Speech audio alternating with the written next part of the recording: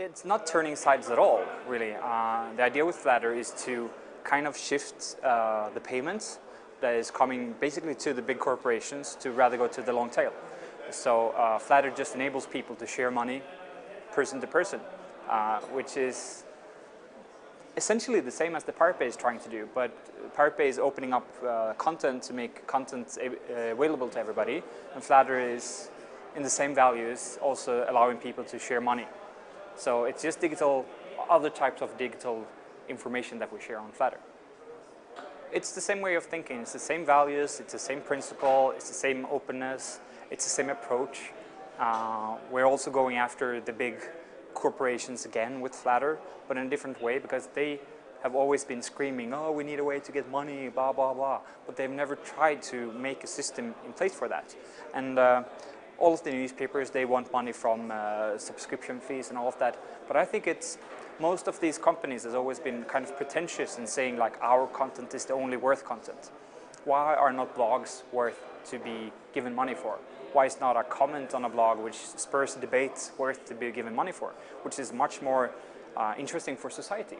And this is what we try to achieve, a level playing field for everybody, especially for the long tail, which is not based upon your previous position in society, as big corporations already have this big players position.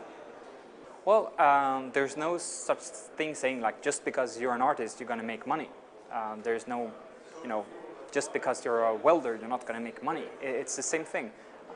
You have to work to get money.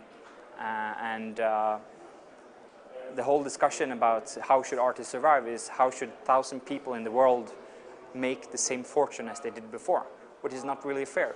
We'd rather be like, how could the 99% of the music industry, which really is people playing garage bands or whatever, make some money, which they never had before. That's much more interesting for society than saving the rock star dream.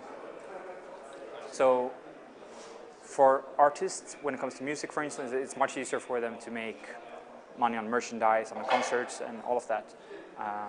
But we still spend the same amount of money. So we just need to find a way to share the money easier and more direct, less middlemen that takes 95% of the money and so on. And Flatter is one attempt to do that.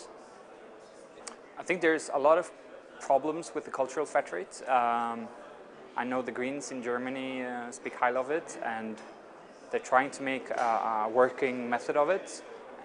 But I think in essence, the whole idea with that system is kind of flawed.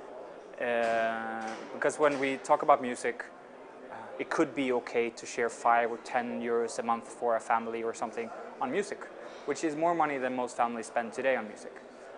But then you have to add movies, you have to add text, blogs, newspapers and so on, and then you have to add 60% of the internet, which is adult content. Why should they not be part of the system? So it is flawed in that, because it has to be a super huge amount for everybody to be happy about it. You have to surveillance all of the internet in order to find what people are sharing, and we don't want that. And there's a lot of big questions like that that makes cultural flatrate not functional. And at the same time, it's better to have a volunteer system based upon how much money each individual can actually spend. So people with a lot of money can spend more, and people with less money can spend as much as they can.